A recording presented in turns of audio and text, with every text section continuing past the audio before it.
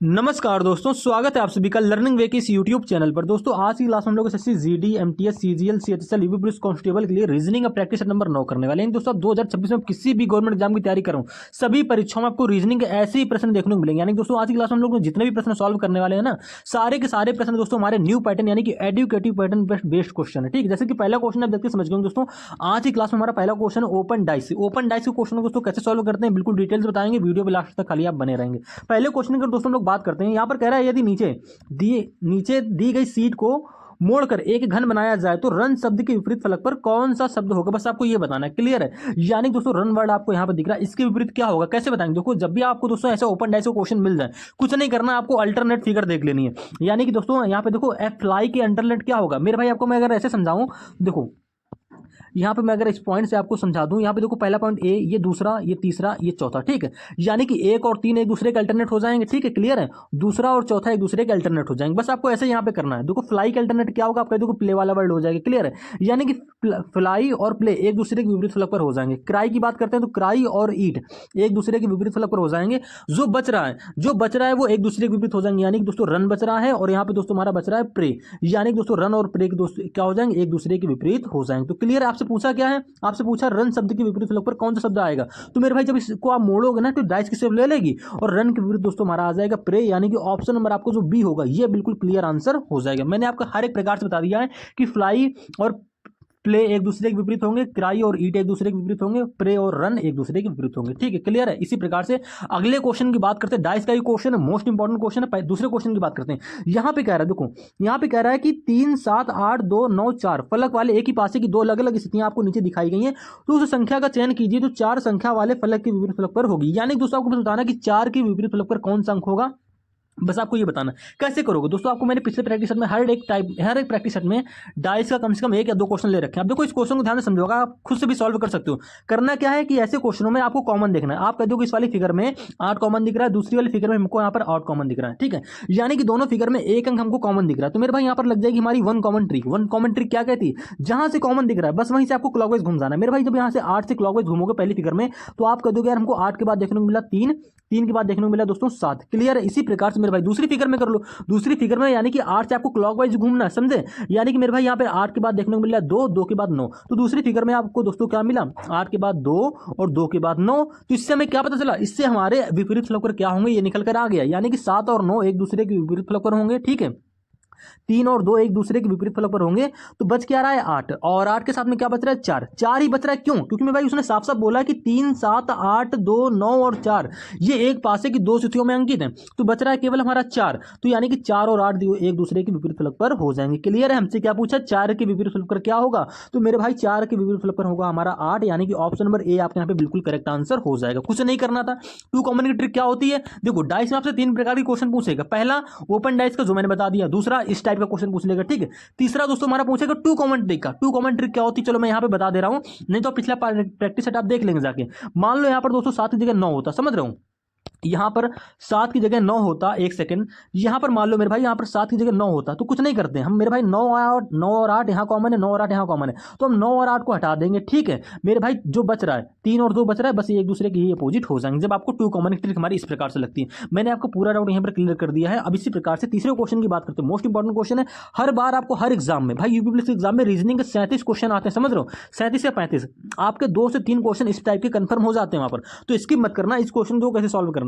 यहाँ पे कह रहा है एक निश्चित कोड भाषा में, देखो ब्लड रिलेशन का कोडेड फॉर्म वाला क्वेश्चन। अब इस क्वेश्चन को सॉल्व करने में आपको कुछ नहीं करना है। देखो यहाँ पर आपकी कोई ट्रिक काम नहीं आएगी। ट्रिक आपकी तब काम आती है जब आपको जिस प्रकार से यहाँ पे इक्वेशन दे रखी, सेम ऐसी इक्वेशन आपको 4 और दे रखी होती, तो वहां पर हम जेंडर देखकर आसानी से टिक मतलब ट्रिक करके मतलब निकाल सकते हैं, जेंडर चेक करके ही। क्लियर है। जैसे हमसे रिलेशन पूछा के का एल से क्या रिलेशन है, तो मेरे भाई यहाँ पर आपको क्या करना पड़ेगा, इनका रिलेशन का डायग्राम बनाना पड़ेगा। रिलेशन का डायग्राम कैसे बनाओगे, कुछ नहीं करना। देखो मेल के लिए आप क्या ले लोगे, प्लस का साइन, फीमेल के लिए आप ले लेना माइनस का साइन। क्लियर है। देखो बनाओ, यहाँ पर अपने मन से आपको कुछ नहीं करना है। के और क्यू, तो मेरे भाई के और क्यू के बीच में क्या रिलेशन बनाओगे, यहाँ पर साफ साफ दे रखा है के इंटू क्यू, तो मेरे भाई यहाँ पर ए इंटू बी के बीच में क्या रिलेशन दे रखा है, ए जो है वो बी का पति है, यानी कि जो के होगा के पति हो जाएगा। किसका पति होगा? क्यू का पति होगा। ठीक है, यानी कि के पति, तो के के ऊपर प्लस का साइन आ जाएगा क्योंकि मेल हो गया। पति किसका है? क्यू का। अब साफ जाहिर सी बात भाई, जब पति है तो क्यू हमारी क्या होगी? फीमेल होगी। क्लियर है? अब इसी प्रकार से इतना आपका क्लियर हो गया। आगे बढ़ते हैं। यहाँ पर कह रहा है क्यू प्लस आर। मेरे भाई कैसे रिलेशन बनाओगे? तो मेरे भाई आपको साफ साफ दे रखा है ए प्लस बी के बीच में क्या रिलेशन है? ए जो है वो बी की माता है, यहाँ पर क्यू है। क्यू क्या है? माता है। क्यू माता है, देखो यानी कि उस पर माइनस का जेंडर होगा, फीमेल का जेंडर आ जाएगा। समझ रहे हो? तो क्यू माता है किसकी? अब माता हो रही भाई ना क्यू, तो क्यू की जो संतान होगी ना वो इसके नीचे आ जाएगी। कौन? किसकी? जो क्यू है माता है किसकी? आर की। तो मेरे भाई आर इसके नीचे इस प्रकार से आ जाएगा। अब आर हमारा मेल भी हो सकता है, फीमेल भी हो सकता है, हमको जेंडर क्लियर नहीं है। जेंडर कैसे क्लियर होगा? जब मेरे भाई आप आर और माइनस एस के बीच में रिलेशन देखोगे तो यहाँ पर मेरे भाई ए माइनस बी के बीच में क्या रिलेशन है? ए जो है वो बी का भाई है। यहाँ पे जो आर होगा ना, आर भाई होगा, यानी कि आर मेल होगा। किसका भाई होगा दोस्तों? एस का भाई होगा। एस मेल है फीमेल नहीं पता है, लेकिन जैसे आप थोड़ा सा आगे जाओगे यहाँ पर कह रहा है एस डिवाइड एल। ऐसे डिवाइड एल कैसे रिलेशन बनाओगे? तो मेरे भाई यहाँ पर ए डिवाइड बी के बीच में क्या रिलेशन है कि ए जो है वो बी का पिता है। यहाँ पे दोस्तों जो एस होगा वो एस जो होगा वो पिता होगा। पिता होगा एस, यानी कि मेल होगा एस। किसका पिता होगा? एल का पिता होगा। तो एल इसके नीचे इस प्रकार से आ जाएगा। हमसे क्या पूछा दोस्तों? हमसे पूछा के का एल से क्या संबंध है? के दोस्तों ये रहा, एल ये रहा। अब इस डायग्राम को ध्यान से समझो। के और क्यू आपस में पति पत्नी है। के और क्यू की संतान क्या है? आर और एस। आर और एस जो है दोस्तों ये के और क्यू की संतान है। और आर और एस की जो भी संतान होगी ना, के उसका क्या लगेगा? के भाई लगेगा बाबा या दादा जिसे बोलते हैं। ठीक है, लेकिन देखो ऑप्शन के तरीके, ऑप्शन को समझो। ऑप्शन में क्या दे रखा है? मेरे भाई कह रहा है के का एल से क्या संबंध है? तो देखो पिता का भाई नहीं दिख रहा है हमको, पिता के पिता का भाई नहीं समझ में आ रहा है। मेरे भाई पिता की माता के पिता, भाई एल का पिता हो जाएगा एस। क्या ऐसा लग रहा है कि माता हो जाएगा के? भाई के तो मेल है, तो ये ऑप्शन भी गलत हो जाएगा। आपको ऑप्शन में सिर्फ डी देखो सही देखने को लगेगा। क्यों? पिता के पिता, देखो एल का पिता क्या है? एस, और एस का पिता क्या है? के। यानी कि साफ साफ आपको दिख रहा है कि पिता के पिता, यानी कि ऑप्शन नंबर डी आपका जो होगा यहाँ पे बिल्कुल करेक्ट आंसर हो जाएगा। समझ रहे हो? ऐसे में आपको डायग्राम बनाना पड़ेगा, तभी आप क्वेश्चन को सॉल्व कर पाओगे। चौथे क्वेश्चन की बात करते हैं। कह रहे नीचे दिए गए विकल्पों में से कौन सा सही है? देखो एम्बेडेड फिगर का क्वेश्चन है, कुछ नहीं करना, नॉन वर्बल रीजनिंग का क्वेश्चन है। हर बार आपको इसके 1 से 2 क्वेश्चन हर एग्जाम में आपको देखने को मिलेंगे। देखो जैसी आकृति आपको यहाँ पर दे रखी है, सेम ऐसी आकृति हमारी ऑप्शन में एम्बेडेड होगी, यानी कि छिपी हुई होगी। तो देखो गलती से भी ऑप्शन नंबर बी को टिक मत कर देना, क्योंकि यहाँ पर आकृति आपको दिख तो रही है, लेकिन मेरे भाई यहाँ पर उसको डायरेक्शन चेंज कर दिए, रोटेट कर दिया। लेकिन जैसे ही आपको यहाँ पे दिख रही है सेम ऐसी सिर्फ हमको ऑप्शन नंबर सी में देखो देखने को मिल रही है। ठीक है, सेम वही आकृति एम को यहाँ पर ऑप्शन नंबर सी में देखने को मिल रही है, ना रोटेट हुआ है ना उसको घुमाया गया है। तो ऑप्शन नंबर सी आपका यहाँ पे क्या हो जाएगा दोस्तों? बिल्कुल करेक्ट आंसर हो जाएगा। ऐसे प्रश्न आपको ऑप्शन से एलिमिनेट करके सॉल्व करने। अगर मैं 5वें क्वेश्चन की बात करूं दोस्तों, यहाँ पर कह रहा है दिए गए वेन आरेख के अनुसार लोग हैं। ठीक है, अनुसार लोग हैं जो या तो केवल वॉलीबॉल या केवल शतरंज खेलते हैं। यानी दोस्तों आपको इस वेन डायग्राम को देखकर बताना है कि वो लोग जो केवल वॉलीबॉल खेलते हैं और केवल शतरंज खेलते हैं। केवल वॉलीबॉल और केवल शतरंज, ऐसे कितने व्यक्ति हैं, ऐसे कितने लोग हैं? तो मेरे भाई देखो वॉलीबॉल का डायग्राम ये वाला रहा, ठीक है, टेनिस वाला ये रहा, शतरंज वाला ये रहा। हमसे पूछा ही उसने टेनिस, अरे सॉरी, वॉलीबॉल और शतरंज। तो मेरे भाई शतरंज केवल सिर्फ ये वाले पर्सन खेलते 43 लोग, क्योंकि देखो टेनिस से ये लोग 43 लोग बाहर हैं और वॉलीबॉल से भी 43 लोग बाहर हैं। केवल शतरंज के अंदर मेरे भाई 43 लोग आ रहे हैं। समझ रहे हो? इसी प्रकार से हमको बताना है वॉलीबॉल का। तो मेरे भाई वॉलीबॉल के देखो बाहर कौन है, यानी कि टेनिस और शतरंज से बाहर होने चाहिए। तो आप कह दोगे तो 23% है, ये 23 ये हमारे भैया टेनिस से भी बाहर हो रहे हैं और शतरंज वाले गोले से भी बाहर हो रहे हैं। तो जो 23% है ये केवल क्या खेलते हैं? वॉलीबॉल खेलते हैं। ठीक है, यानी कि 23 ये और 43 ये। हमसे पूछा है उसने यही है कि केवल वॉलीबॉल और शतरंज खेलने वाले कितने व्यक्ति हैं? तो आप कह दोगे 23 और 43 हमारा हो जाएगा 46, यानी कि सॉरी 66, यानी कि ऑप्शन नंबर डी जो होगा ये आपका यहाँ पे क्या हो जाएगा? बिल्कुल करेक्ट आंसर हो जाएगा। क्लियर है? ऐसे भी एक क्वेश्चन आपसे पूछेगा। 6वें क्वेश्चन की बात करते हैं दोस्तों। कह रहा है अभिनेता, हास्य अभिनेता और राजनेता। देखो यहाँ पर काफी लोग ही गलती करते हैं। अभिनेता, हास्य अभिनेता और राजनेता के बीच में हमको बनाना वेन डायग्राम। कैसे बनाओगे मेरे भाई? देखो पहले ऑप्शन की अगर आप बात कर रहे हो तो भाई गलत हो जाएगा। ठीक है, क्योंकि देखो भाई मेरे कुछ अभिनेता हास्य अभिनेता भी होते हैं और कुछ अभिनेता हमारे राजनेता भी होते हैं। देखो ये रियल लाइफ से क्वेश्चन रिलेटेड है हमारा। भाई कुछ अभिनेता देखो हमारे हास्य अभिनेता भी होते हैं, ठीक है, और कुछ अभिनेता हमारे राजनेता भी होते हैं। समझ रहे हो? और कुछ हास्य अभिनेता हमारे दोस्तों राजनेता भी होते हैं और अभिनेता तो वो होते ही होते हैं। समझ रहे हो? यानी कि यहाँ पर देखो सिर्फ एक ऑप्शन हमारा सेटिस्फाई करेगा, ऑप्शन नंबर डी। ये बिल्कुल यहाँ पर करेक्ट आंसर हो जाएगा। इसको आपको देखो खुद से थोड़ा सा टाइम लेकर सोचना पड़ेगा, तब आप सही समझ लोगे इसको। ठीक है, 10वें क्वेश्चन की बात करते हैं। कह रहा है सैली एक मिनी स्कूल बस चलाती है। ठीक है, वह स्कूल गेट से शुरू करती है और अपने पहली सवारी लेने के लिए 7 किलोमीटर उत्तर की ओर बस चलाती है। समझ रहे हो? कुछ नहीं करना, डिस्टेंस एंड डायरेक्शन से क्वेश्चन आ गया। यानी दोस्तों लगभग आपका हर एक चैप्टर यहाँ पर रीजनिंग का कवर हो जाएगा। हर एक प्रैक्टिस में हम क्या करेंगे? अलग अलग क्वेश्चन लेकर आएंगे। तो आपको डेली चैनल पे आके वीडियो को देखना है और चैनल को सब्सक्राइब कर लेंगे अगर आपने अभी तक नहीं किया। देखो यहाँ पर मैंने एक छोटा सा डायग्राम बना दिया आपके लिए कि आप जैसे दिशा आपका दिशा जो होती है वो क्लियर हो जाए। देखो मेरे भाई, उत्तर हमेशा देखो ऊपर की ओर होता है, दक्षिण हमारा नीचे की ओर होता है, इस प्रकार से पूरब ये रहता है, पश्चिम ये रहता है। अब दायां बायां किधर होगा मैं आपको प्रश्न में सॉल्व कर बता दूंगा, समझ रहे हो। सारे कुछ दे रखा है ना। अब देखो यहाँ पर पढ़ो, जब जितना पढ़ता जाएंगे उतना हम लोग क्या करेंगे, डायग्राम को बनाते हुए चले जाएंगे। शैली एक मिनी स्कूल बस चलाती है, वह स्कूल गेट से शुरू करती है और अपने पहली सवारी लेने के लिए, देखो ध्यान से पढ़ेंगे, 7 किलोमीटर उत्तर की ओर बस चलाती है। मेरे भाई उत्तर की ओर, यानी देखो उत्तर दिशा ऊपर की ओर इस प्रकार से है, यहाँ से क्या गई वो उत्तर की ओर गई है। देखो यहां से मेरे भाई 7 किलोमीटर कहीं इधर गई है, उत्तर की ओर गई, तो हमने 7 यहाँ पे लिख दिया, समझ गए। इसके बाद यहाँ पर आ गई, इस पॉइंट पर आ गई है। अब आगे पढ़ो, कह रही फिर वह दाएं मुड़ती है और रास्ते में बच्चों को लेने के लिए 10 किलोमीटर बस चलाती है। फिर वह दाएं मुड़ती है मेरे भाई, जब वह क्या करती है, इस पॉइंट पर आ जाती है, यहाँ से वह दाएं मुड़ गई मेरे भाई। अब देखो उत्तर में जब दाएं मुड़ेंगे ना, तो दाएं हमारा इस प्रकार से इधर की ओर जाएगा, समझ रहे हो। ये दोस्तों हमारा हो जाएगा इस प्रकार से राइट, और ये वाला सिरा हो जाएगा दोस्तों हमारा लेफ्ट। दाएं बोला ना उसने, दाएं इधर चली गई, कितना जाती 10 किलोमीटर, देखो जितना बोलेगा उतना ही करेंगे। 10 किलोमीटर गई ना, यहाँ पर पहुंच गई 10 किलोमीटर चलने के बाद में। फिर वह दोबारा दाएं मुड़ती है और 5 किलोमीटर बस चलाती है। हमको सब कुछ देखो प्रश्न में दे रखा है। फिर से वह दाएं मुड़ गई मेरे भाई। अब देखो एरो हमारा इस प्रकार से बनना है, सभी को पता है कि वह पूरब दिशा में है, ठीक है, पूरब दिशा में जा रही है। अब पूरब दिशा में जब भैया उसको दाएं मुड़ना है ना, तो नीचे की ओर मुड़ेगी, यहाँ से वो नीचे की ओर मुड़ गई, कितना गई 5 किलोमीटर। तो मेरे भाई ये डिस्टेंस हमारी 5 किलोमीटर हो जाएगी। ध्यान रखना कि 7 वाली डिस्टेंस बड़ी होगी और 5 वाली डिस्टेंस उससे थोड़ी सी छोटी होगी, समझ गए। अब इसी प्रकार से आगे पढ़ो, कह रहा है फिर वह स्कूल लौटने के लिए अंतिम बार दाएं मुड़ती है और पुनः स्कूल गेट पर वापस पहुंचने के लिए शैली को कितनी दूर तक बस चलानी पड़ेगी। मेरे भाई वह स्कूल पहुंचने के लिए यहाँ से दाएं मुड़ गई, ठीक है, दाएं मुड़ गई, दाएं मुड़ गई, यहाँ पर आ गई। अब भैया उसको स्कूल के गेट तक पहुंचना है। देखो अब आपको थोड़ा सा ध्यान से देखना है। यहां से जब वह दाएं मुड़ गई तो मेरे भाई कितना चला उसने, आप कह दो ऊपर वाली 10 है, तो मेरे भाई ए भी हमारी 10 होगी। 10 यहाँ तक चल के 10 किलोमीटर 10 मीटर चलकर वो यहाँ पर पहुंच गई। मेरे भाई अभी स्कूल के गेट तक पहुंची नहीं है, स्कूल गेट तक पहुंचने के लिए उसको इतनी ये और चलनी पड़ेगी। अब ये डिस्टेंस कितनी है, आप कह दो कि मेरे भाई ये पूरी हमारी 7 थी, क्लियर, और ये इतनी हमारी 5 है, यहाँ तक ये हमारी 5 हो जाएगी, ये हमारी 2 हो जाएगी, समझ रहे हो, क्लियर है ना। यानी कि 10 किलोमीटर ये चली, 2 किलोमीटर और चलेगी, टोटल उसने चला स्कूल गेट तक पहुंचने के लिए 12 किलोमीटर। तो ऑप्शन नंबर जो होगा आपका ए, ये बिल्कुल यहाँ पे हमारा दोस्तों करेक्ट आंसर हो जाएगा। इसी प्रकार से दोस्तों अगले क्वेश्चन की बात करें, 11वां क्वेश्चन क्या कह रहा है, देखो ये मत सोचना कि दोस्तों ये क्वेश्चन हमारा मैथ का है, दोस्तों ये क्वेश्चन हमारा अर्थमेटिक रीजनिंग का है, समझ रहे हो। हर बार आपसे एक क्वेश्चन ऐसा भी पूछ लेता है, ध्यान से समझेंगे। कह रहा है एक वर्गाकार पार्क की एक भुजा 12 मीटर है, यदि पार्क के चारों ओर 24 मीटर भुजा वाला एक वर्गाकार उद्यान विकसित किया जाए तो उद्यान सहित पार्क का कुल क्षेत्रफल कितना होगा, बस आपको इतना बताना। पहला पढ़ो, देखो एक वर्गाकार पार्क की एक भुजा 12 मीटर, भैया ये हमारा एक वर्गाकार पार्क हो गया जिसकी एक भुजा 12 मीटर, समझ रहे हो, यानी कि सभी भुजाएं 12-12 की होंगी, समझ गए। इसके बाद देखो आगे पढ़ो, कह रहा है पार्क के चारों ओर 24 मीटर भुजा वाला एक वर्गाकार उद्यान विकसित किया जाता है।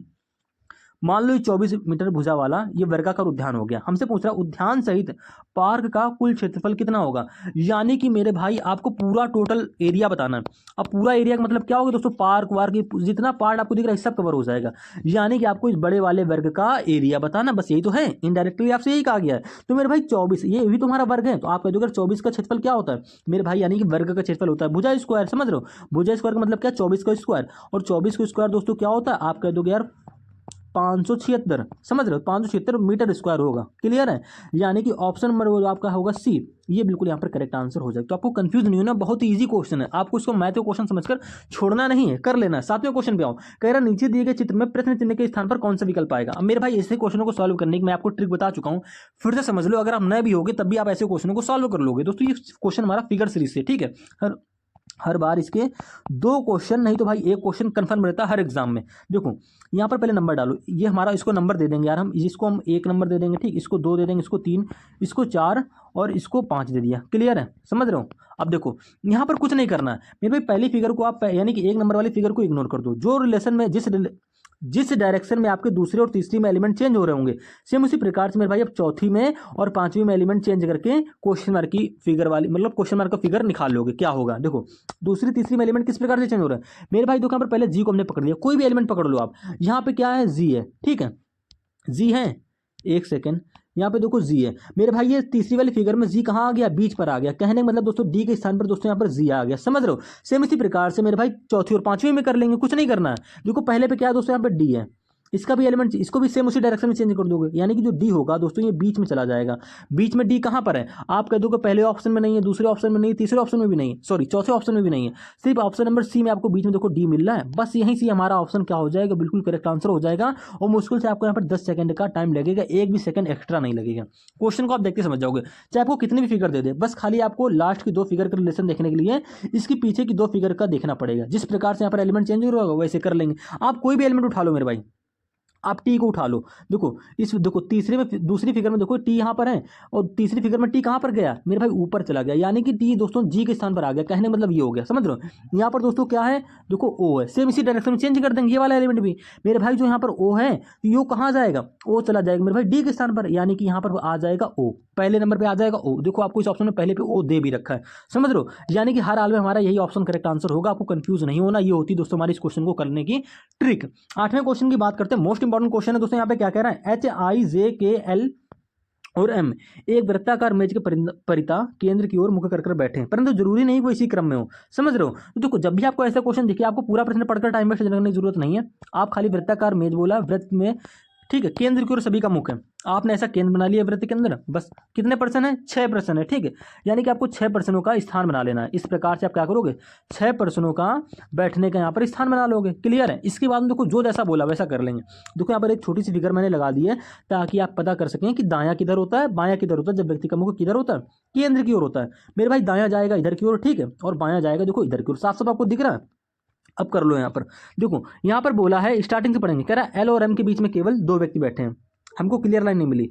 एम जो है वो आई और जे का निकटतम पड़ोसी है, ठीक है। हमको अभी कोई कंफर्म लाइन नहीं मिली, लेकिन जैसे थोड़ा आगे जाओगे कह रहा है एच जो है वो आई के ठीक दाएं बैठा है। मेरे भाई यहाँ से देखो बिल्कुल एक स्ट्रॉन्ग लाइन पता चली कि जो एच है वो आई के ठीक दाएं बैठा है। बस कर लेंगे। तो मेरे भाई एच को यहाँ बैठा लो, ठीक है, और एच के दाएं आई यहाँ पर इस प्रकार से आ जाएगा। कुछ भी नहीं करना, इतना तो आप जान गए होगे। फिगर को भी देख लो, मैंने आपको इसलिए यहाँ पर बता दिया है कि दायां बायां किधर जाएगा। अब पहली लाइन पर आओ, हमको क्या करनी है, एच और आई से कोई एक रिलेटेड लाइन ढूंढनी है ताकि हम क्वेश्चन को आगे बढ़ा सकें। तो मेरे भाई आपने देखा ना कि जो एम है वो आई और जे का निकटतम पड़ोसी है। देखो आई और जे का निकटतम पड़ोसी कौन है, एम है, ठीक है। एच जो है वो आई के ठीक दाएं ओर बैठा। ओ मेरे भाई गलत हो गया यार, यहाँ पे एक सेकेंड कहाँ चला गया यार, फिर से कर दे रहा। देखो मेरे भाई यहाँ पर दोस्तों आई होगा, क्योंकि उसने बोला एस जो है वो आई के ठीक दाईं ओर है, यानी मेरे भाई यहाँ पर क्या होगा, आपका आई होगा, समझ रहे हो। यहाँ पर आई होगा और आई के ठीक दाईं ओर दोस्तों एच यहाँ पर हमारा हो जाएगा, समझ रहे हो। ये थोड़ी सी यहाँ पे गड़बड़ होगी, कोई दिक्कत नहीं।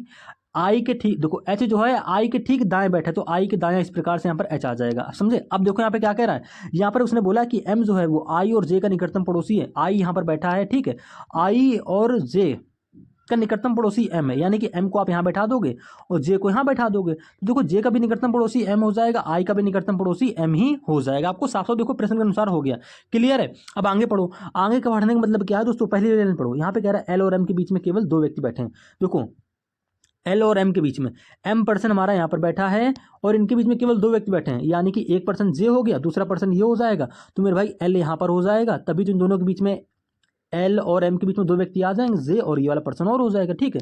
अब यहाँ पर कौन बैठेगा, तो आप कह दोगे खाली सिंगल स्थान बच रहा है, यानी कि जो पर्सन बच रहा होगा उसको यहाँ पर बैठा देंगे। तो आप कह दोगे के बच रहा है, तो के हमारा यहाँ पर बैठ जाएगा, क्लियर है। हमसे क्या पूछा है कि के बाएं से गिने जाने पर के और एच के बीच में कितने व्यक्ति बैठे हैं। के बाएं गिने जाने से के और एच के बीच में मेरे भाई कितने व्यक्ति बैठे हैं, एल बैठा है, समझ रहे हो। के बाएं से ध्यान रखना, के का बायां जाएगा दोस्तों इधर इधर ऐसे ना, यानी कि के और एच के बीच में बैठा है सिर्फ एल, यानी कि एक व्यक्ति बैठा है। ऑप्शन नंबर डी आपके यहाँ पे क्या हो जाएगा दोस्तों, बिल्कुल करेक्ट आंसर हो जाएगा। इसी प्रकार से एक क्वेश्चन और है, ये 6 वैज्ञानिक वाला, समझ रहे हो। इसको आपको गोल में जैसे बना लेनी है और सभी को बैठाना है। इसका आंसर आपको खुद से क्वेश्चन का कमेंट करना है, यानी कि आप देखो दायां बायां आपका क्लियर हो जाएगा, पीछे फिगर में देख लेना, नहीं है तो मैं बता दे रहा हूँ। ऐसा आप केंद्र की ओर मुकर कैसे बैठा लोगे, ठीक है। इधर की ओर जाएगा आपका दायां और मेरे भाई इधर की ओर जाएगा आपका बायां, क्लियर है। अब आप इस क्वेश्चन को सॉल्व करेंगे और आंसर को खुद से कमेंट करेंगे। 12वें क्वेश्चन की बात करते हैं। देखो बोर्ड मास के नेम से संबंधित क्वेश्चन है, मैथमेटिकल ऑपरेशन रीजनिंग का क्वेश्चन है। हर बार आपको ऐसा क्वेश्चन हर एग्जाम में देखने को मिलेगा। यहाँ पर कह रहा है यदि परस्पर प्लस और माइनस को बदल दिया जाए, यानी दोस्तों माइनस की जगह प्लस और प्लस की जगह आपको माइनस कर लेना है, समझ रहे हो। उसके बाद में इंटू और भाग, यानी दोस्तों भाग की जगह इंटू कर लेना और इंटू की जगह आपको भाग कर लेना। बस इसमें बोर्ड मास के नेम लगा दो, कुछ नहीं करना है यार। बोर्ड मास के नेम क्या होता है, देखो मैं यार पूरा बॉड मास के यहाँ पे डिफाइन ही कर दे रहा हूँ। ब्रैकेट आपको भूल जाओ क्योंकि ब्रैकेट और आप तो यहाँ पर है नहीं। डिवाइड करेंगे फिर मल्टीप्लाई फिर ऐड करेंगे फिर सब्ट्रैक्शन करेंगे। डिवाइड पहले करो तो मेरे भाई 7 की भाग 147 में दोगे ये आपका 21 आ जाएगा, समझ रहे हो। फिर मल्टीप्लाई करेंगे यानी कि 3 3 का 9 3 18 और 3 एकम 4 यानी कि 489 आपका यहाँ पर आ गया। माइनस से माइनस लगा दिया, प्लस का 1 ये। अब पहले प्लस वाला जोड़ेंगे यानी कि 489 प्लस का 1 400 क्या हो जाएगा 90 हो जाएगा। माइनस का 21 कर देंगे क्या आ जाएगा आप कह दोगे आ जाएगा हमारा 469। देखो यहाँ पर ये हमारा आ जाएगा 9, क्लियर है। 8 में से जाएगा 6 यानी कि 469। ऑप्शन नंबर डी आपका जो होगा यहाँ पे बिल्कुल करेक्ट आंसर हो जाएगा, कुछ नहीं करना था। और ऐसे क्वेश्चन को आपको सॉल्व कर लेना है। 13वें क्वेश्चन की बात करते हैं। देखो एक क्वेश्चन मैं आपको करा दे रहा हूँ, ये वाला क्वेश्चन हर बार करा रखा है, मैं आपको 14वां क्वेश्चन करा दे रहा हूँ, ठीक है। सेम ऐसे करना है इसको भी, इसका भी आंसर आपको खुद से कमेंट करना है। देखो क्या कह रहा है, संख्या 7 1 4 8 3 5 6 के प्रत्येक अंक को बाएं से दाएं आरोही क्रम में व्यवस्थित किया जाता है तो मूल संख्या की तुलना में कितने अंकों की स्थिति अपरिवर्तित बनी रहेगी। यानी जो आपको संख्या दे रखी 7 1 4 8 3 ठीक है 5 6, इसको आपको बाएं से दाएं करना है। देखो बाएं से दाएं क्या होता है नहीं समझ में आता है तो A to Z आप ऐसे लिख लिया करो, ठीक है। ये ए वाला सिरा दोस्तों हमारा लेफ्ट होता है और ये वाला सिरा दोस्तों हमारा राइट होता है, इससे आप समझ जाओगे लेफ्ट राइट। तो मेरे भाई इसमें ये 7 हमारा लेफ्ट पर है, ये बायां छोर हो जाएगा। और ये जो जहाँ पर 6 लिखा है दोस्तों ये हमारा हो जाएगा राइट वाला सिरा यानी कि दायां छोर हो जाएगा, समझ गए। अब देखो कह रहा है बाएं से दाएं आरोही क्रम में, यानी कि इधर से आपको लिखना आरोही क्रम। आरोही क्रम का मतलब क्या होता है छोटे से बड़ा। देखो इनमें इस वाली संख्या में सबसे छोटा क्या है तो मेरे भाई आप कह दो सबसे छोटा हमारा 1 है, फिर 1 के बाद दोस्तों 3 है, ठीक है। 3 के बाद दोस्तों क्या है 4 है, 4 के बाद आप देखो 5 देखने को मिल रहा है, क्लियर है। 5 के बाद 6, 6 के बाद 7, 7 के बाद 8। आपने देखो ये नंबर आरोही क्रम में अरेंज कर दिए। हमसे पूछा क्या कितने अंकों का स्थान कितने अंकों की स्थिति अपरिवर्तित बनी रहेगी। देखो 7 के सामने 1 आ गया, 1 के सामने 3 आ गया, ये तो परिवर्तित हो गए। लेकिन 4 के सामने 4 ही रहा यानी कि इसकी ये परिवर्तित नहीं हुआ। देखो 8 के सामने 5 आ गया, 3 के सामने 6 आ गया, 5 के सामने 7 हो गया, 6 के सामने 8 हो गया। आप कह दोगे खाली एक अंक की स्थिति जो है वो अपरिवर्तित बनी रहेगी, यानी कि ऑप्शन नंबर जो आपका होगा बी ये यहाँ पर बिल्कुल करेक्ट आंसर हो जाए। क्योंकि भाई देखो 4 के सामने 4 ही आपको दे रखा है यानी कि अंक हमारा नहीं बदला है, ठीक है। इसको आरोही क्रम में अरेंज करने के बाद में अंक हमारा नहीं बदला है तो आप साफ साफ कह दोगे खाली एक अंक की स्थिति अपरिवर्तित बनी रहेगी, क्लियर है।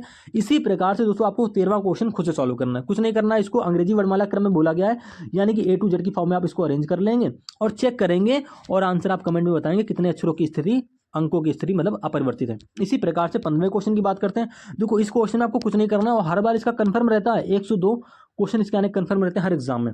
देखो इसमें क्या करना है कुछ नहीं करना, जब भी आपको ऐसे क्वेश्चन मिल जाए इसको आपको डिक्शनरी यानी कि A to Z की फॉर्म में अरेंज करना होता है। कैसे करोगे मेरे भाई, देखो जो आगे कॉमन मिला उसको हटा दो।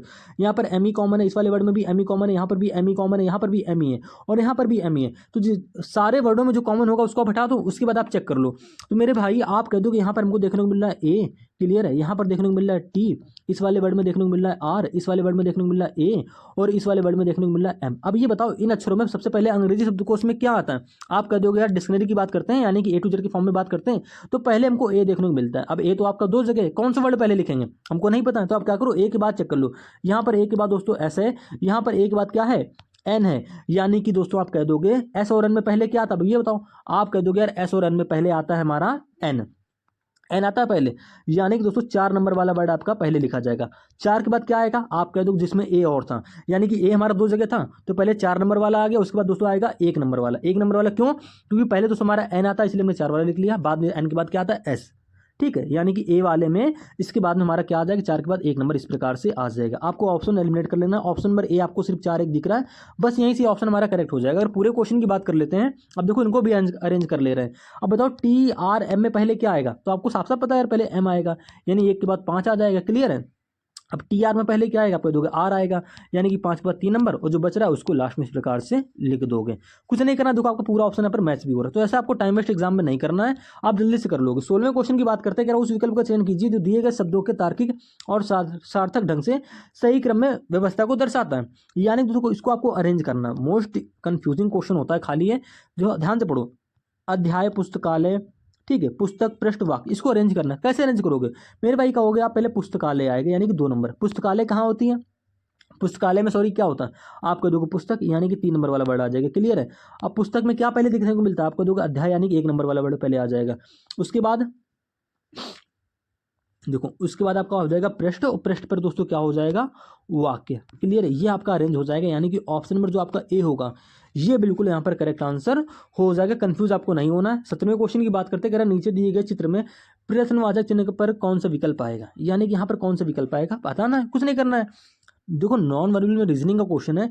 यहाँ पर अगर थोड़ा ध्यान दे देखो अल्टरनेट में, ये देखो पहली फिगर यहाँ पर डार्क आगे दे रखा है, यहाँ पर डार्क नहीं है, फिर देखो यहाँ पर डार्क है, यानी कि भैया यहाँ पर जो फिगर आएगी उसमें आगे डार्क नहीं होगा, तो डार्क वाले जितने भी ऑप्शन होंगे सारे गलत हो जाएंगे। क्लियर है।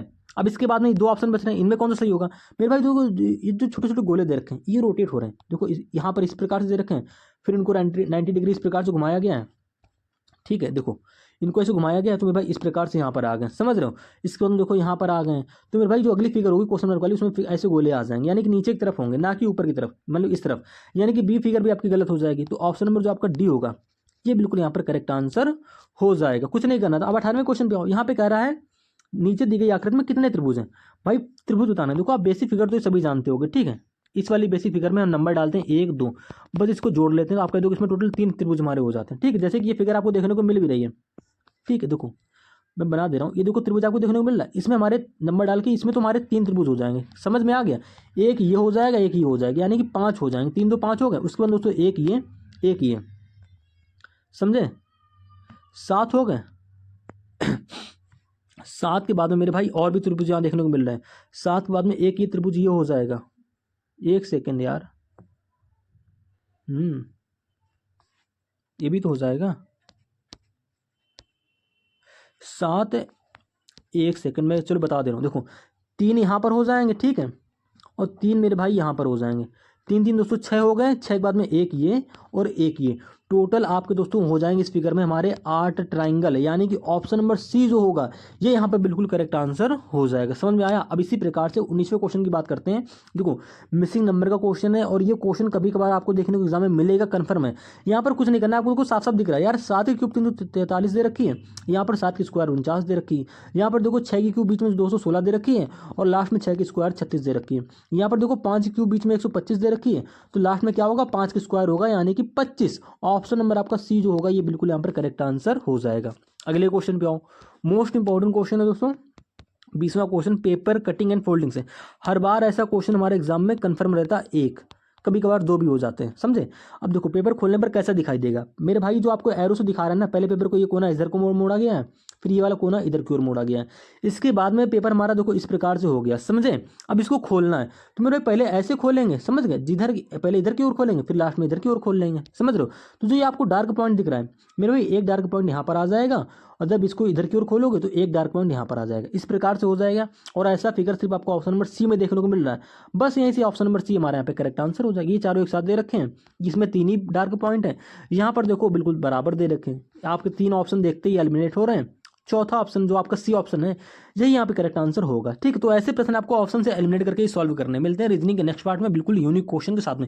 आज की क्लास में जितने भी क्वेश्चन सॉल्व किए हैं ये सारे के सारे क्वेश्चन दोस्तों चेंज हो जाएंगे। अगले पार्ट में मैं क्या करूंगा, हर एक टाइप का जो इसमें छूटा है सारे क्वेश्चन उसमें ले आऊंगा दोस्तों। जैसे कि आज की क्लास में हमारे कोडिंग डिकोडिंग के क्वेश्चन मिस रहे हैं, ठीक है, तो अगले प्रैक्टिस सेट में कोडिंग डिकोडिंग क्वेश्चन और जो ये क्वेश्चन आपको देखने को मिल रहे हैं